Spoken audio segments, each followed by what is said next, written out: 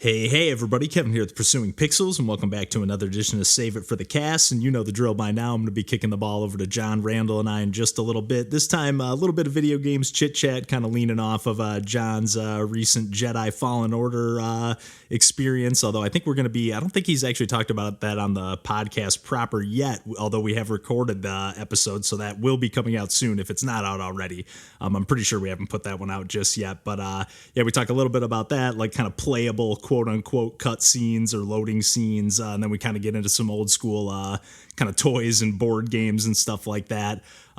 This one's one of those more like collage-y episodes, so a couple like short snippets of conversations coming up, and then some of the stuff that I've been playing lately. I've actually just been going kind of ham, picking up, I think I've mentioned this a few times recently on some of the Save It for the Cast and even maybe podcast episodes proper, but I've been just kind of like going through my Switch wish list, and anytime there's something on sale for like $2, $3, $4, $5, depending on what the normal price tag is. But basically, if it's like $2, I'm gonna snag it or delete it off of my wish list if I don't think I'm actually gonna ever get around to picking it up. But I've actually picked up a couple of games that I think we talked about on the podcast a long time ago. One game is called Glyph, and I scooped that up for $2, and I think the original normal price was $20, but I saw that even the full price came down to 10. Maybe I'm just misremembering that, but I played this a little bit on PC. The developers were kind enough to send us a copy a long while back, and it wasn't running great on my laptop. It's a 3D platformer, so I just was like, oh, okay, this is a really cool game, but I never got super far into it, and saw that it was on sale for $2, so I was like, I kind of forgot that it was even on Switch, so I picked up I saw that there was a demo, so I downloaded that, checked that out real quick, and I was like, okay, it runs pretty smooth. I mean, I'm sure it runs and looks better on other platforms, but I was like, it's good enough for me, so I'll scoop this up, and played a little bit more than I had played through the whole tutorial section, and then a tiny bit more, maybe like 3, 4, 5 more stages, and the tutorial section is actually pretty long, so I gotta say, this game is just absolutely awesome stuff. It's one of my favorite 3D platformers I've played in a little while. It's kind of like I know Randall's talked about this game, Marble It Up, a few times on the podcast, or a number of times on the podcast, and it kind of feels similar to that, although that's a game that I haven't played, but like Monkey Ball-esque. If you're familiar with those kind of controls, like you really have a great sense of momentum. But on top of that, with this game, you're also able to jump. And then in certain times or in certain situations, if you're able to touch like a charged jump pad, and I might just be repeating myself from what I've said about this game in the past, but again, it was a long time ago on the podcast. But yeah, when you touch these like energized pads, those give you like a double jump. And one thing that's cool is your jump or double jump recharges anytime you touch like a safe surface. And otherwise, if you touch like the sand or any like lava or any, I don't know, there's a few other like kind of obstacles or other things you can touch that can kill you, but basically you got to stay on like the path that there is. And actually at the beginning of the game, in the tutorial, they don't allow you to jump. It kind of eases you into the different mechanics. So then on top of the double jump, you can do this like kind of like glide mechanic. You kind of play as this like roller ball, like beetle scarab kind of mechanized robot thing. It's a really cool, like, I don't know, there's kind of like ancient, hieroglyphic kind of stuff going on. It seems, most of the stages take place in the desert. There's some daytime and some nighttime stuff going on. It's got a really cool visual aesthetic and everything as well, but there's some great like time trial stages. It's definitely like a very good for speed running and stuff like that. And it just so immediately feels like the way you can be mid-air, whether you're doing like the glide or just a regular jump or a double jump or whatever it is, like the way you can like kind of pull back mid-air and like land on this one specific spot that you're trying to land on. Not to say that it's particularly easy. It definitely gets pretty tough. Now that I was getting a little bit further into the game, I was like, okay, this is really tricky. But one of the things that's actually really nice, if you keep trying a stage again and again, like any of the coins you collect on a stage, you'll actually get to keep those. You just have to go and back and get the keys. And there's any number, there's always at least one key on a stage, but there's up to, so far I've seen up to 3, I think. And then once you collect all those, it opens like the portal at the end of the stage. But then once you collect all the coins on a stage, there's like a golden scarab that you can collect. And then there's some other secrets. Like the stages have tons and tons of goodies on top of like being a good game for just like speed running. You could just ignore the coins altogether to a degree, maybe once you unlock all the stages, because you actually have to use the coins to purchase the stages to like unlock them. So the way that I tend to play these kind of games, I just go for everything on the stage, or at least as many things as I can.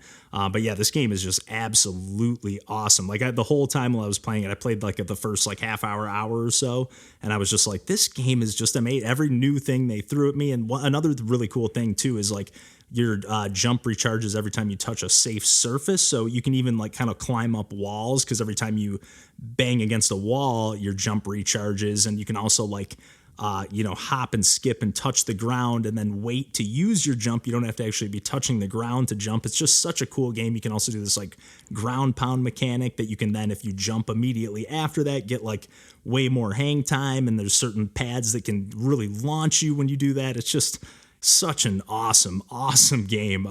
Really taking like the Super Monkey Ball, formula and really running with it and doing something new and fresh. It's really, really fantastic. And then another game that we talked about ages and ages ago on the podcast, I'm pretty sure it was like DJ and I talking about the demo of this game. And it's called Kave Adventure, and that's Cave with a K. And this is a 2.5D platformer. And I really don't know what it is about this game that speaks to me. It's not like the most impressive game in any particular way, although I will say that's not to diminish the presentation or anything like that. It's got a nice visual style. I don't always love like the 2.5D look, especially when it's done in like a more of like a clean, not done in any particularly stylized, cell shaded, beautiful Joe kind of way or anything like that. But nonetheless, it's kind of got like a little bit of like a Donkey Kong Country, Tropical Freeze, or, Returns kind of flavor to it. It's a little more fast paced than that. And I think that's kind of what I like about it. It's one of those games, like when I play a platformer, I just like to kind of like run to the right at all times. And this game kind of almost forces you to do that. But you do have like a club, and there's actually quite a bit of exploration too. And as you get a little bit further into the game, and again, when DJ and I had just played the demo of this game, I don't think that we got to a point where you unlock the jetpack, but you eventually get that, and you can, use that as like kind of like a double jump. You can cling to these walls. There's all sorts of different like climbing mechanics, both on like the 2.5D side of things, like just grabbing onto like a ledge, but also like grabbing onto like lips of things in the background, and your character kind of like, turns its back as if it's like climbing a ladder or something. I don't know exactly how to describe that, but it's like just a few different ways to climb. And most enemies, you can just kind of hit them in one hit, just smash them with your club. You can, with the different, like, I think they're just like little puka shells or something that you can collect on the stages. You can use those to buy different upgrades, like more energy for your jetpack, or longer reach for your club. I can't remember what some of the other things were. And there's like a hidden golden statue on each stage. Like there's been some really cool stages so far. Like there was one, actually two stages now, where a mammoth was just like chasing me. And it's just like, again, like almost like that auto runner, you're in full control. You can go back, you can backpedal, you can, not in this particular stage where the mammoth is chasing you, or the mastodon or whatever it is. But on most stages you can go back around, and there's some really cool, actually some of the later stages, there was like this kind of waterfall kind of situation going on in that stage, and the music is pretty nice. It's just nothing like that overly stands out, where I'm just like, oh man, you got to check out the visuals or the music, but it's definitely, everything is done really well. And yeah, it's normally a $20 game, but it was on sale for $2. So I was like, okay, I've had this in my wish list forever. I need to finally scoop this up. There was even a really cool like paragliding stage that took a little bit of getting used to. Actually on the back of the like cave, they like kind of paint some of the control tutorial stuff for you, and it kind of looked like it was telling you to use up and down to steer, but actually you had to use left and right to steer, to maneuver your paraglider up and down. It was sort of a little bit confusing in that situation, but nonetheless, there's pretty generous on the checkpoints, especially in that situation. Like when you just dove into like a pit, you just kind of like respawned at like a good height, kind of mid-level, and got back into the action. But yeah, I just really was enjoying that one. And then I actually just finished, right before sitting down to record this intro here, playing a little bit of this game, Anarcute. This one was a little bit more expensive at $3, but yeah, another one that was just sitting in my wish list for quite a while. I think it's normally $15 or something like that. I'm not 100% sure. But at $3 again, I was like, no brainer. This one kind of feels inspired by like Wonderful 101, and then maybe like a little bit of even like Jet Set, Jet Grind Radio, especially with the music. It feels like a little bit of like almost like a Go Team vibe to the music, especially in like the opening title screen and stuff like that. But yeah, you're just like running around and you start with like 2 or 3 kind of like little animal rioters, and it's like a super adorable 3D top down ish game. I mean, I guess it's just like a 3D action game in general, and the camera can get a little bit wonky at times, especially as you like just run around and recruit more animal rioters to join your squad. You basically just have to run up to them, and then they just join your party and just start running around with you, and then you're just controlling it like as if you're controlling one single character, and just running around, with the left joystick and right joystick to kind of whip the camera around. And as you recruit more, rioters to your squad, you can, start doing new abilities. Like there's like you can hold down A to do like a stomp to kind of launch enemies out of the way. When you recruit even more, you can start like knocking down buildings, and there'll be even like more of your potential rioters that you can recruit like kind of stuck in the windows of buildings. So you can be like, oh, let me knock that building down and get them on my squad. And then there'll be like just a bunch of like cop bots that are like roaming around that you just have to either like mash B to attack them. You can kind of do this like dodge roll to obviously get out of the way. There's like lasers all over the place. Again, it's very, very inspired by Wonderful 101, or at least I would have to think so. But it's very much its own thing. It's got it's doing like, it just feels like a beat 'em up kind of gameplay. You can pick up pretty much anything in sight just by running into it. You can pick up cars and just start whipping them. And they explode, knock down different doors to open new pathways. And there's a great little mini map that you can pull up and enlarge at any moment to see where, the other riders that you can recruit, or what are the other flags that you need to capture. Basically, there's just, on most stages, there's just like a handful of flags that you need to like just go over to them and take down all the cops that are kind of like guarding it and like attached to it. They're kind of like tethered to that flag. And then once you take them all down, it becomes you raise one of your Anarcute flags and then take it down. And it's kind of very arcadey, like in that very Platinum Games kind of flavor, although it's, it's very indie, more like a cell shaded style. Although it's got a very great presentation as well and a great sense of energy. But it's very, at the end of each stage, you're getting a ranking like an A for the number of, or the time and the number of cops you took down and just the overall ranking and stuff like that. It's just a really great game, again, with a ton of energy. And I'm just really glad I've been just kind of plowing through and scooping a bunch of these games up on Switch. Another game that I actually snagged that actually just came out from a developer that I've been a pretty big fan of. And I think this is their first game on consoles. Their name is Sinclair Strange, and the name of the game is Crypt Stalker.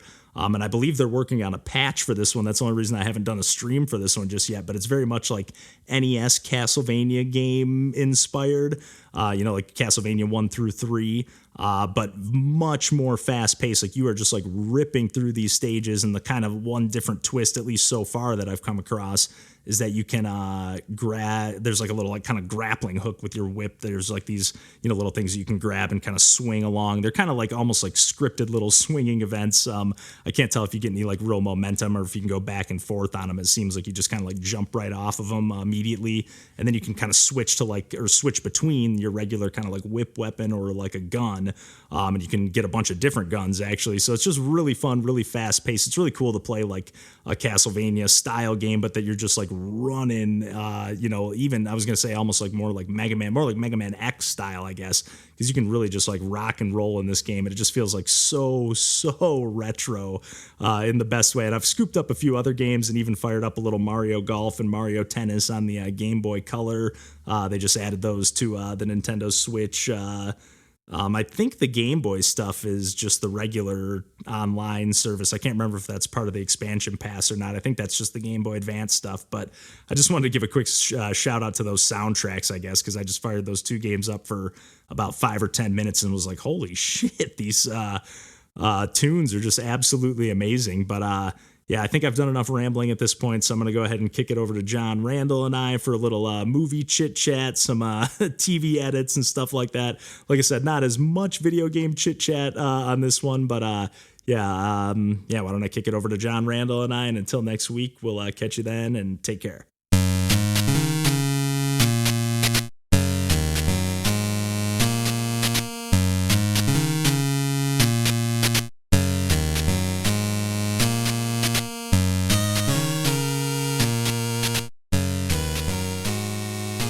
I wrote something. That was the other thing. Was like I didn't really want to. I hadn't finished Jedi Fallen Order, and I really wanted to finish it before I like talked about it on the podcast because I didn't want to talk about it when it was incomplete.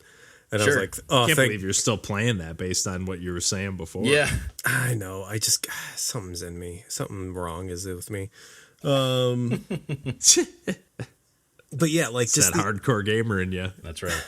the idea of like how Jedi Fallen Order is like just this massive, like it feels like a Star Wars movie in that there's so much money put into it. There's so much like stuff like put on things that look good. Yeah. And like, which one is Fallen Order the one that was kind of like the Uncharted-esque? It was because they made like a sequel to it too, right? There's no, it's third. It's third person. It's like a single player adventure game, right? Yes. Okay, And it really is. I think just Sekiro. Where that's more what I meant. Yeah, I remember them saying like, oh, it's kind of like Dark Souls combat, you know.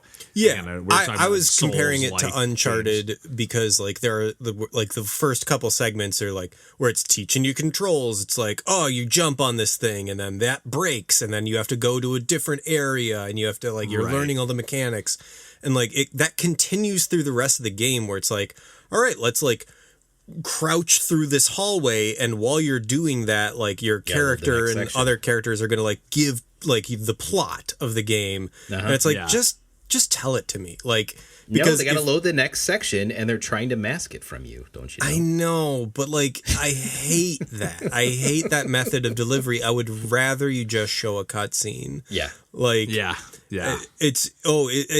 is technically impressive how you are like having the camera follow your character and it's seamless even though you're still controlling them even though it's functionally you walking through a hallway. Right. Yeah, like in those like Tomb Raider games where it's just like, okay, I'm literally just pushing forward while I like shimmy through these crevices. Oh yeah. Yes. And like it looks cool once, but like when you're doing it multiple times throughout and if the game, you and die and have to do the section over again and there's no dialogue there, then it's just a long shitty hallway. And I'm like, or if it redoes the dialogue and you have to listen to it over and over again, like which is why like I was kind of making the comparison in my head about like it to Monster Hunter, where like Monster Hunter is on the same as like Balatro. It's just UI. It's UI and gameplay, and there's like basically nothing else to it. And like you have to just learn the language of it. Yeah. But once you do, then there's no barrier between you and the gameplay. Right. And that's kind of what I prefer, unless it's something like Paratopic that is so explicitly cinematic and like the point of you being a controlling character in the scene is to give you a different perspective on the scene, not giving you the illusion of moving forward or having player control while the background cutscene plays. Like, I guess I'll give like EA even a little bit of a break on this, which I'm not want to do for EA in particular. But there's so much baggage around the mythical Star Wars single player campaign experience game. Like we've been waiting on this for 20 years of failed or canceled games development, right? And I will give them some that. Of those like they are games. Delivering the most interesting Star Wars thing I've seen in decades. Yeah. Yeah. For sure. At the very least, I was like, damn, I actually care about Star Wars a little bit. I thought they had beaten that out of me. And I'm like still kind of surprised that I give a shit about this. But at the same time, it's still like just a little too toothless. Like there's a section right at the beginning, I guess I'm fucking talking about this game, where like there's like the pilot character, and he's like, "Oh, I don't trust droids," and then like in 2 sentences he's like, "You know what? Droids are okay." And I'm like, this sucks. Like, this is shitty storytelling. Like, what if I told you that all the dad's Star Wars shows are not too far off from that in the first place, and it's kind of holding true to that? It's like, we're going to introduce that sounds like George Lucas depth. wrote the script. Exactly. Exactly. Like, Good old I've got a George. lot of fucking thoughts about. So you hate character development, John? Is that what you're saying? Is there not I'm a enough busy Jar Jar man. there for I you? can't see character development take place over weeks or something.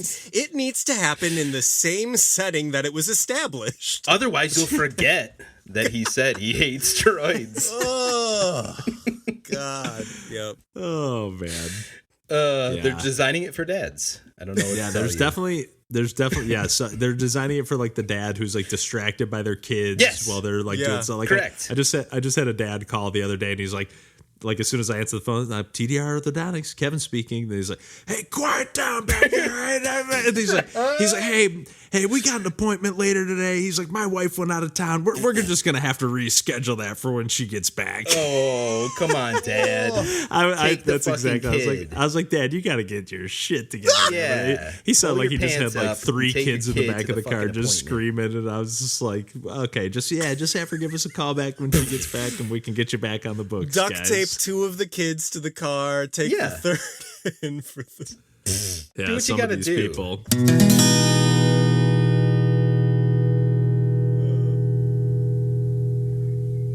This is what happens when you meet a stranger in the Alps.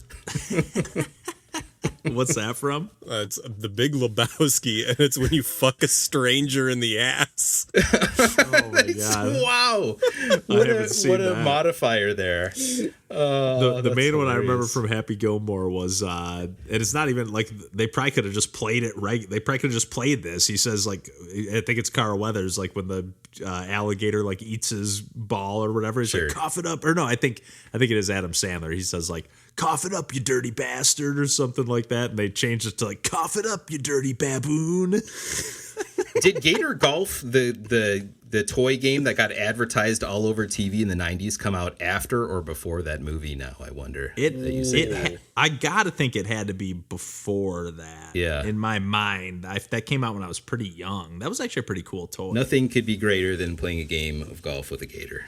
Oh my God. I knew it was going to be set up, but it still caught me off guard. Gator Golf and Mr. Bucket. Those were both like pretty similar. Balls pop out of his mouth. Yeah. Those are like a pretty similar like mechanic to them though, I feel. Oh, big time. Man. Yeah, I never had either one, but they both look like they like worked pretty well. Yeah. Like, every Like time I Don't ever saw Break one in the action. Ice. Yeah. Like that. Oh, that was a cool game. Yeah. Yeah. We used to have this like jumping crickets game, or not it was like my cousins had it. You like had to like flick them into like a bucket. Ooh. That was a really cool game. What was that called? I think it was, Wait, that wasn't like Ants in My jumping. Pants, was it? Maybe they Ants had. can't I think jump. that was a different game. That was a different game. I think. I know. I'm trying to think of the mechanics of these physical.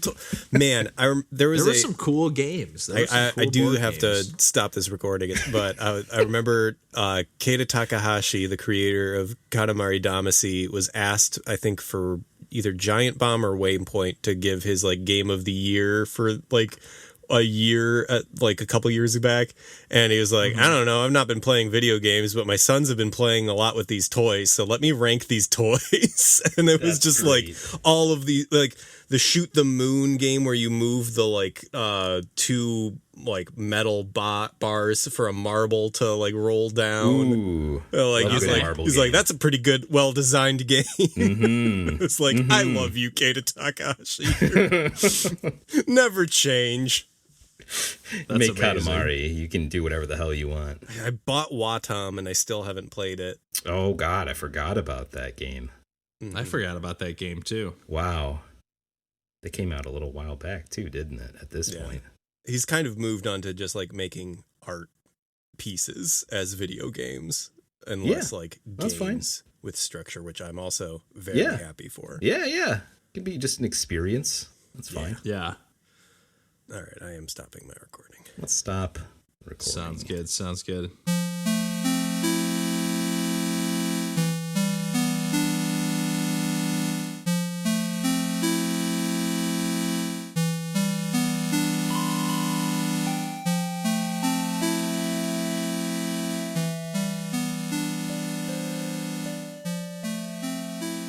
unless Babe Ruth is coming in for the appointment.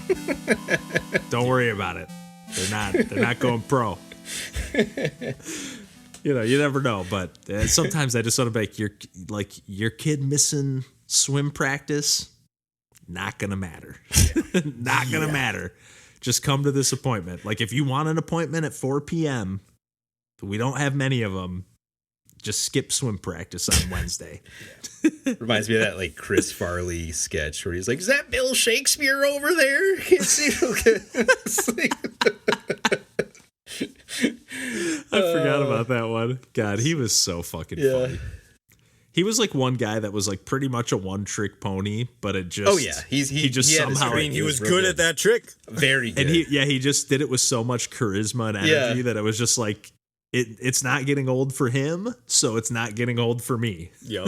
I don't know. It's just, I don't know. He had a magic, I don't know. Because sometimes, like, I used to love, like, Adam Sandler and stuff, but his shit's old, you know? Like, I don't really want to see an Adam Sandler movie. We were all in anymore, the 90s. You know? Yeah.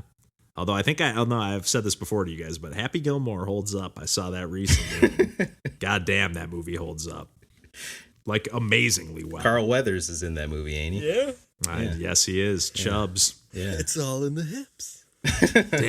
Damn bastard took my arm. God. Oh, man. The TV edit is also great. All the different... Oh, my God.